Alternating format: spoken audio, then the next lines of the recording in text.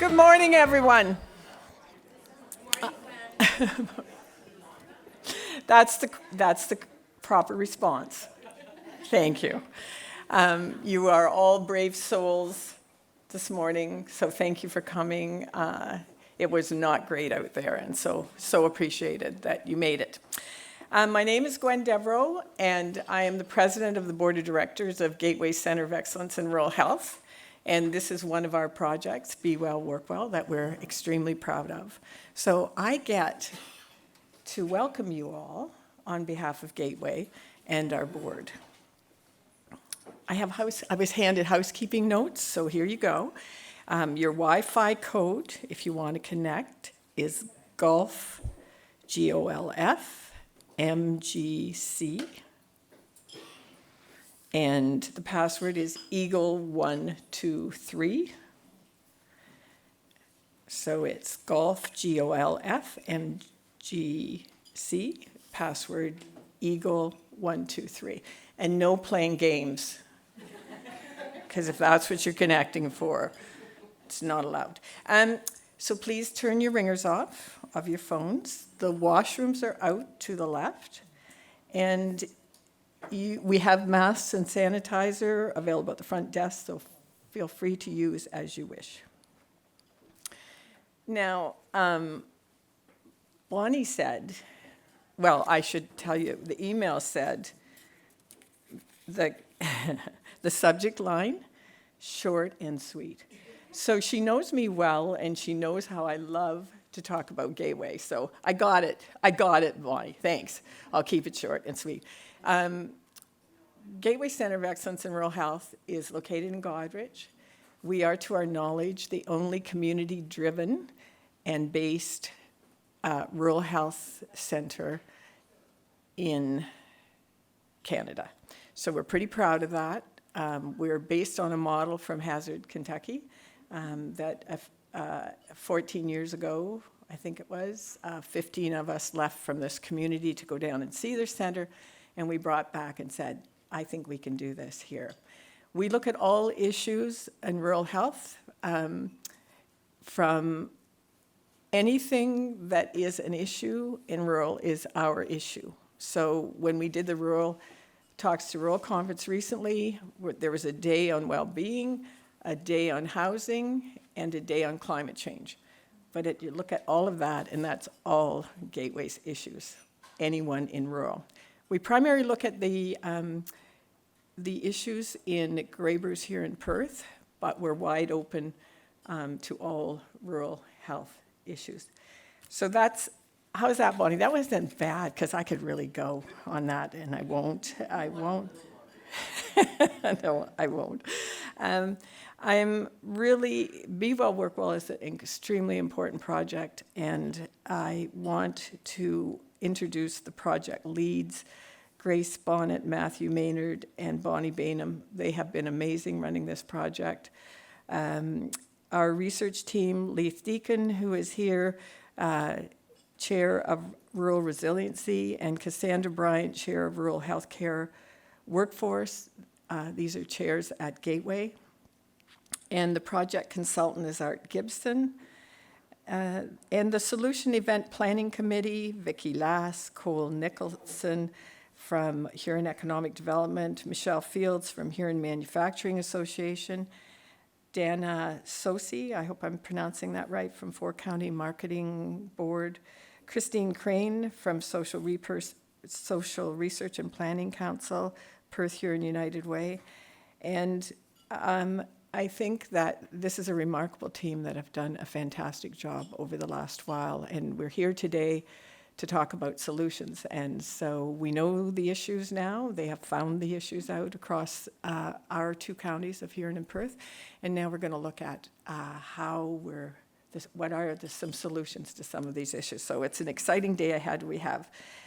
So I will just finish by asking Matthew to come up and share the land acknowledgement.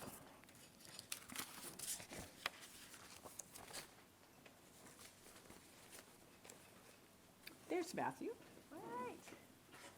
Thanks, Gwen. Thank you, Gwen.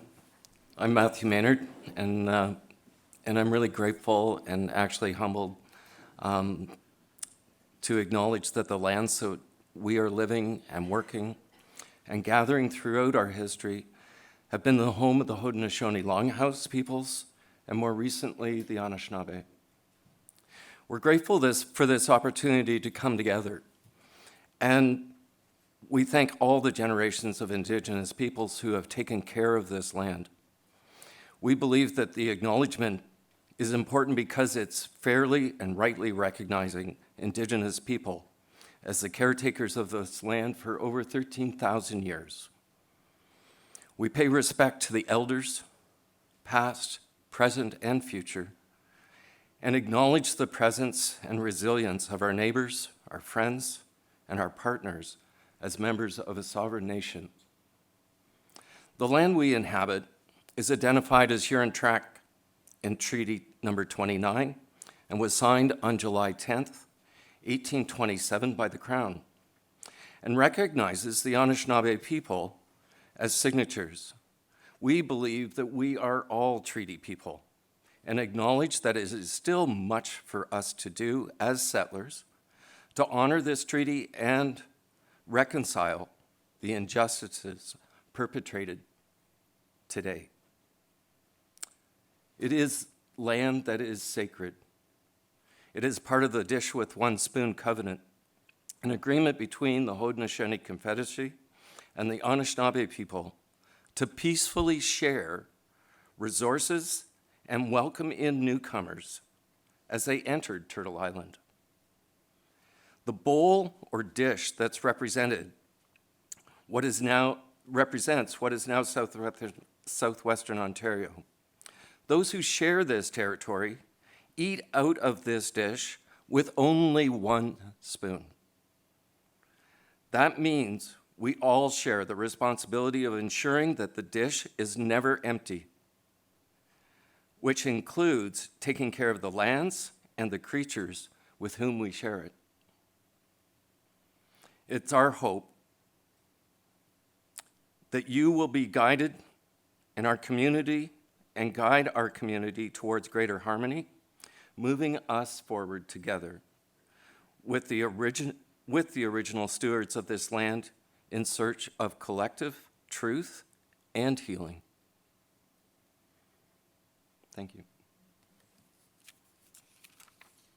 It was going to be my opportunity to introduce Patsy Day. And so I think I'll just share a few words. Aneen. Aneen's the Anishinaabe introduction, and it means I see your light. Bonjour, Niji. Hello, my friend. And Sakoli, the Haudenosaunee greeting for hello.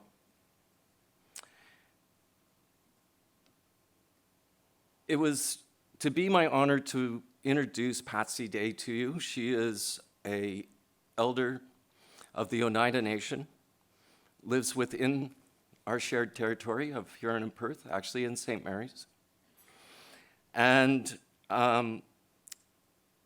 is a member of the Turtle Clan and has been an active educator for all ages and all nations, and quite frankly, very much a community leader. And so I wanted to basically acknowledge that she wasn't able to be here because of the snow, and made the choice of being careful, and I appreciate that. She's, again, her message to us was that it is important to bring our minds together today with both open hearts and open minds. Thank you.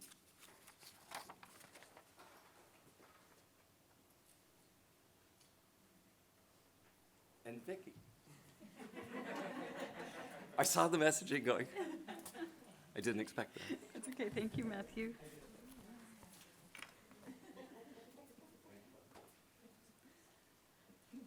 I think we're just going to agenda. Or are we having a table conversation? Yeah, okay, great. So it was going to be my honor to thank Patsy for her presentation. So thank you, Matthew. That was a really lovely land acknowledgement. And each time I hear those acknowledgements, I learn more. And I think that's what's so important right now, is to talk and ask questions and be curious and do some reading and just learn more. So if you ever get a chance to hear Patsy speak in the future, take advantage of that, because she's really wonderful in the messaging that she provides. It is now my honor to be able to introduce to you Heather Keem. Heather is Associate Director for the Deepening Communities Practice Area. She's been with the Tamarack Institute for over 6 years. Heather has over 13 years experience in public health and 20 years of experience generating action at a grassroots level using asset-based community development techniques, or ABCD, and collective impact, two of my favorite approaches. She's passionate about community, and in her spare time is volunteering on many community projects and currently working in her own small town to build a sense of belonging and connection. Heather loves guiding groups to put people at the center of community development process, and that process includes planning, engagement, implementation, and sustainability of community plans. This is going to be really exciting. This is the type of information that just makes my heart sing. So please join me in welcoming Heather Keem.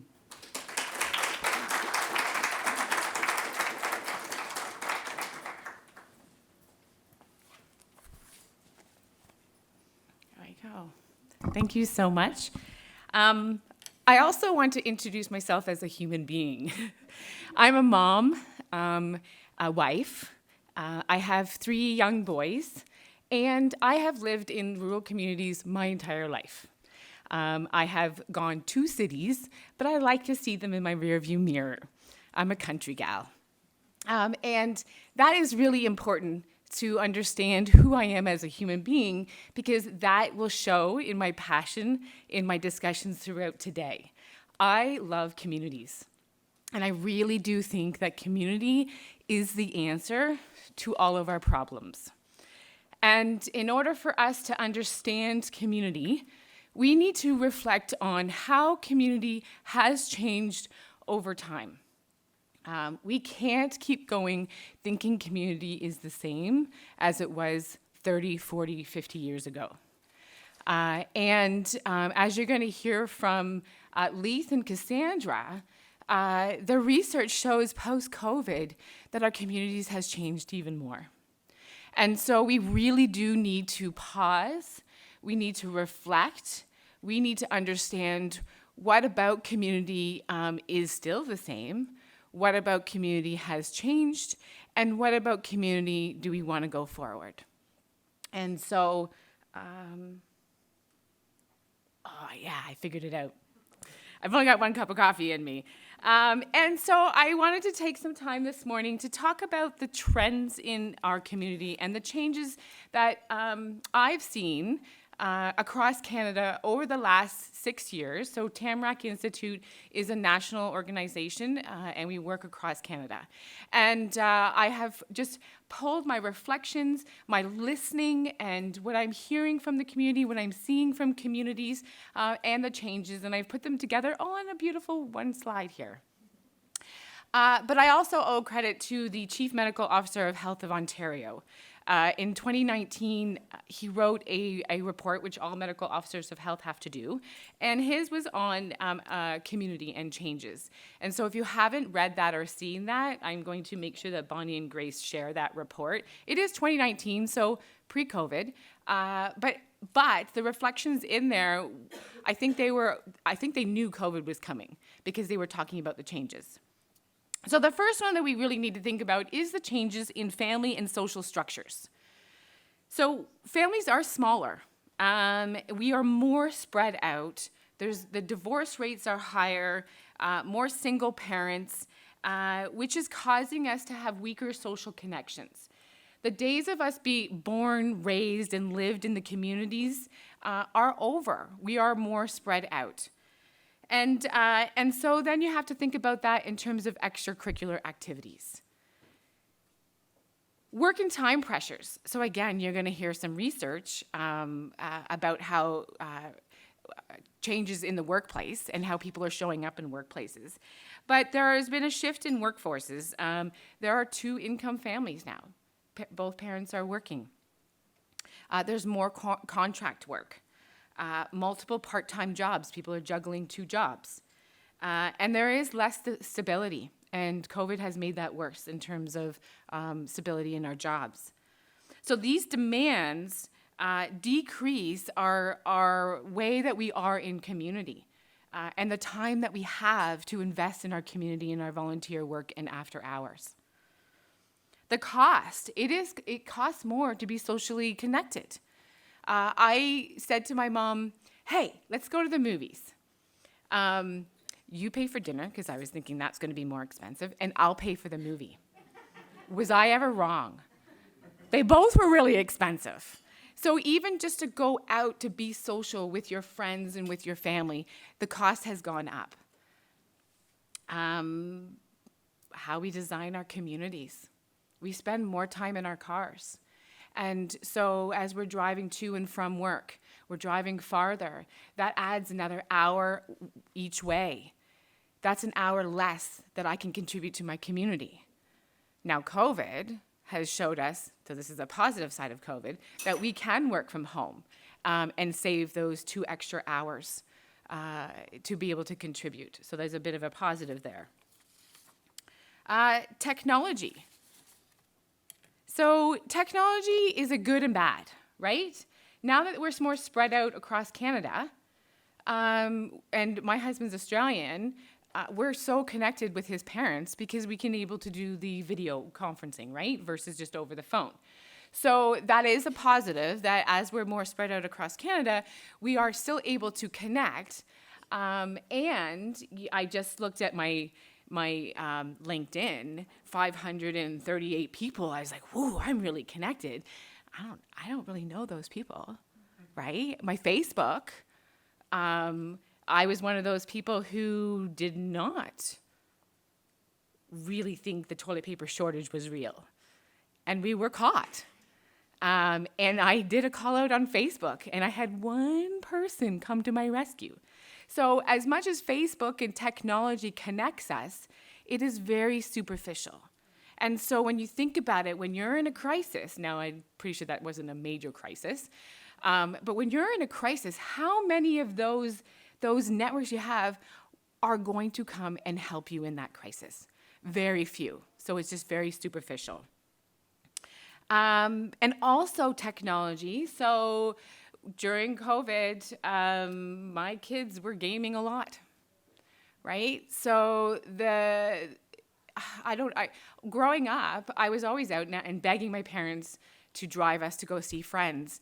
My kids don't ask because they're connecting via the games.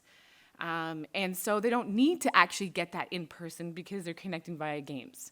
And so technology is a good and a bad, and I think we have to balance that out. Participation in community. So has anyone looked at the recent election and our voting turnout? Was it good? No. And I don't know if anyone really researched or looked at how many people stepped up to run for council. Went down. In my area, the 2 councillors were acclaimed. Nobody ran against them. It's the first time in 17 years of being in my community that has happened.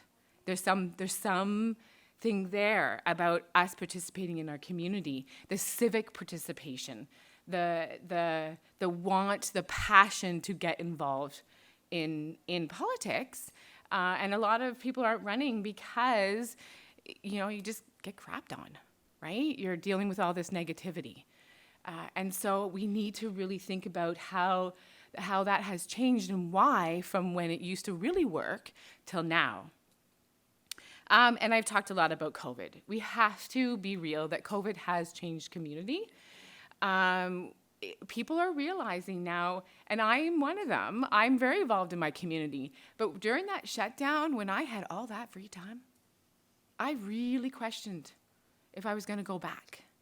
Now that was really short. Now I'm back and involved because it's in my blood to be involved in my community. But COVID has changed our societies. It has created a divide. It has created an us and them. It has created a change in how we want to be involved in our community. And so COVID is very real. And what I ask communities is, when you're thinking about COVID, what about pre-COVID you liked and you didn't like? What about during COVID you liked and didn't like? And how do we bring that forward in planning in our community? Changes in rural community. This is my passion, being a country gal. And rural communities, they're really in a place of unknown. Rural communities were seen as the communities. They knew how to be community. They helped each other. And rural communities are struggling because they don't have a vision anymore. We're becoming, the housing crisis right now, and in my community, we are one of the ones that are slated to be in the growth. And we are fearful of becoming a sleeper town, which a lot of communities and rural communities become, because they can plop a bunch of houses on there. We have a history. So in my community, the history is really strong, and it took me 17 years to feel like I belong in that community. Was not born there, I came there. And I had to work really, really hard to be part of this community because I wasn't born there. So there was this little hidden divide in community of the newcomers, the ones that come in, and then the ones that were born there. And then we get stuck in the trap of the way it used to be in the history. And been there, done that. Or this is the way it is, and this is always the way it is. And so as somebody who's young and not born there, I have a lot of ideas and a lot of ways to improve my community, but I'm shut down because I don't know the community. And so we really, really need to be working in our rural communities to come up with a vision. Who do we want to be today and going forward? It is that vision, that common agenda, that will help rural communities survive and not become the bedroom town, sleeper town communities. The loneliness. So pre-COVID, just in 2019, and they released the report, Angus Reid. If you don't get their reports, they're really, really good. They're a good snapshot across Canada. Angus Reid, they released a report that more Canadians are living alone. So if you go back to the structures of home life, more are living alone. And this is not alarm, that's great, and it's not alarming. However, it is alarming when we consider that most people's social interactions are with those they live with and their neighbors. And so that is alarming, that we have more people living alone, which then the data says that more people are lonely and more people are socially isolated. And this was pre-COVID. And then Angus Reid did another survey near the end of COVID, and it got worse. So we do have a problem here about the loneliness and the disconnection that's happening in our communities. The Community Foundation in Vancouver did a survey pre-COVID, and what they found was 34% of the people that they surveyed felt connected to their neighbors. 50% didn't know their neighbor's name. And research says the more people you know in your neighborhood, in your community, by name, the safer your community is. So then we wonder why, community safety is on the rise and people don't feel safe. Well, we don't know our neighbors. We don't know those who we live with. And so looking at all of this, I just want to take a moment to pause. And in your tables, have a discussion about anything else you would add that you're seeing We'll take about 5 minutes. There's Post-it notes on there. We have trends on the back there, flip chart. And so just write it down on Post-it notes, because this is a list. And I love this saying, when you've seen one community, you've only seen one community. So I don't know your community. This is your chance to say, yes, I see these, but I also see ... Okay? So we'll take 5 minutes or so, and then put it on Post-it notes, and then we'll just do a little bit of popcorn. And at break, you can put the Post-it notes on the trends. Because Bonnie and Grace are going to use this in a post thing. I'm going to... All right.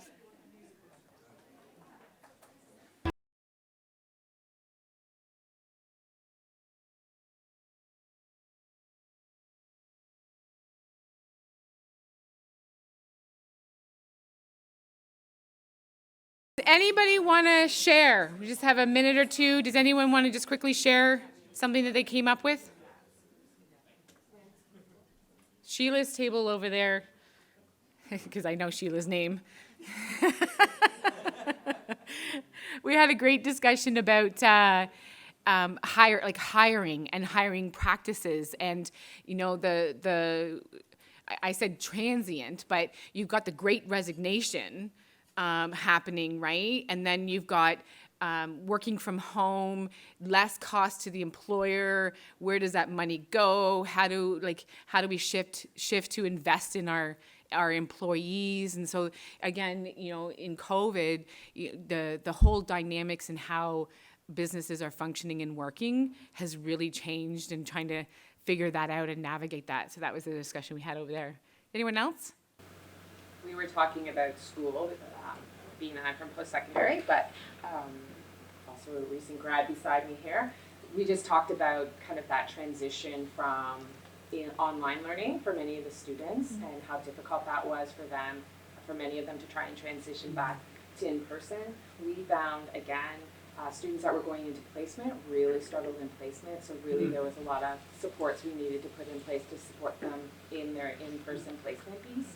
And then, so that was one of the things. But that also goes back to the employment piece too, I think. And then some of the effects for children, some of the negative effects on children. So one of the conversations was about, you walk into your child's room and they're on screen, but they're in class and everybody's face is black. It's just their name, so nobody's turning their camera on. So then it's really disengagement, right? So, so there's those are some negative things. And then one of the other things was just the mental health concerns, the anxiety. I've seen a real increase within kind of my world in regards to that, and how can we support students better, and what kinds of things can we put in place. Lots of tears in the classrooms I've seen as well. So those are some of the things that definitely I think come across, even in the for staff too. I've seen some tears. So Yeah. The uncertainty, right? We're in an uncertain time right now. Are we going to go back into lockdown again, talking about masks? We're just in this kind of influx and uncertainty. And we know, especially in children, that they need structure. And we don't have it right now. And as adults, we're trying to navigate not having structure too. And the changes to go, just talking about the online piece. So Tamarack, we were a virtual workplace pre-COVID. And so that transition into being online didn't really affect us. But I do remember my first year, having been 13 years in a pod in a big room, people mingling and stopping by and having all of that. I really struggled with this lack of connection, and I'm a social person. And so that was a really big struggle, but I had time to figure that out and figure out that the way for me to be social is getting involved in my community and building that social network in. My husband doesn't get it. He's in sales, he's out. He's like, why are you always gone? And I said, because I'm home by myself.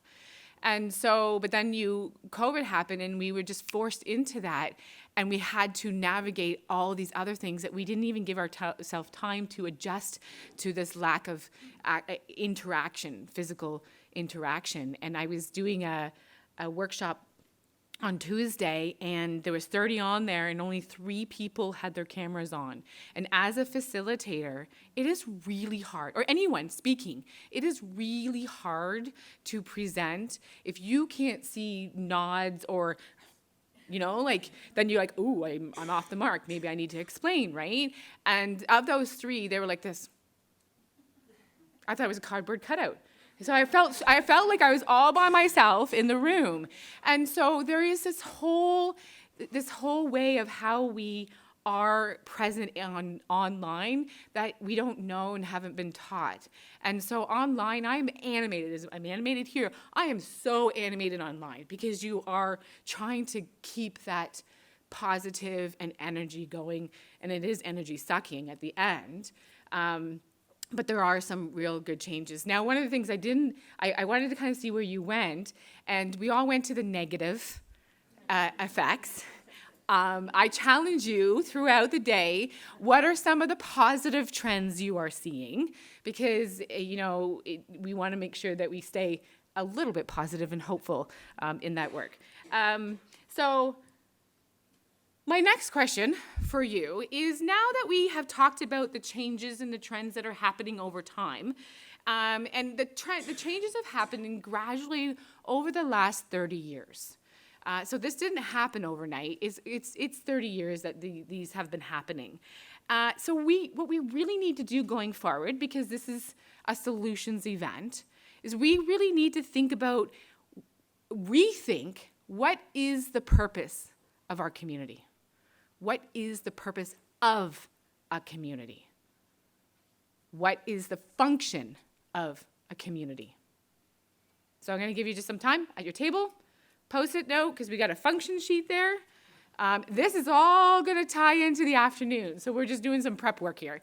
But also building a sense of community in your tables. All right. So these are 2 questions that you can continue having a conversation at your tables throughout the morning. But I'm getting the look from Bonnie saying we got to get going here to stay on track. So does anyone want to just yell out their function of a community? Connection. Safety and belonging. Safety and belonging. It's a lifestyle. Pardon me? It's a lifestyle. Lifestyle. Should be a lifestyle. A place to share gifts. Place to share gifts. Support both personal and economic. Personal and economic. I love asking this question. This is what I've harvested over the few sessions I've done. Once you invest in a neighborhood, it can become such a wonderful place, a place of belonging and identity. So a neighborhood is where we build roots. It's a place of support system, a place where you fully live and where many parts of your life is rooted in. A place where you are known and you know people. It's a place of culture. So when we reimagine and think about what the function of a community is, it's much easier to think of solutions.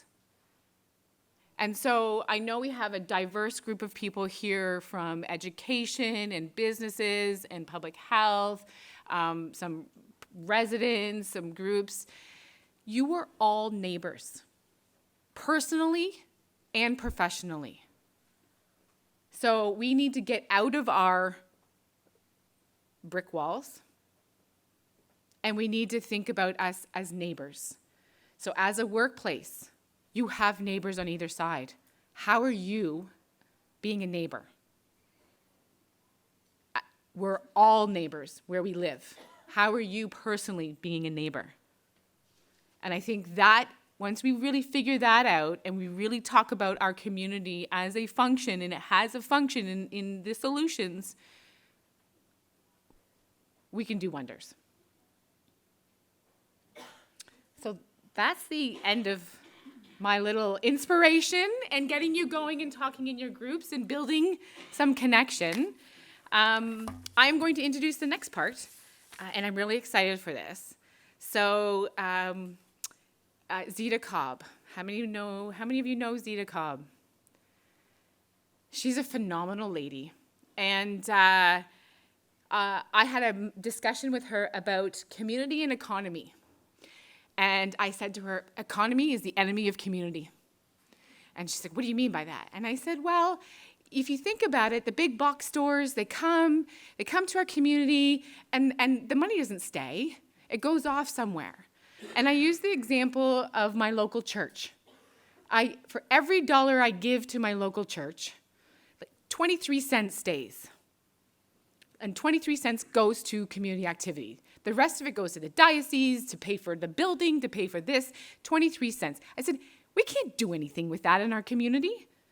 And we all know that churches are dwindling and the contributions. And so I said, it's just ruining our community. And so we had an hour-long chat. She completely changed my vision. And so I'm really excited to virtually introduce her. I had her come as a keynote in our online event last year.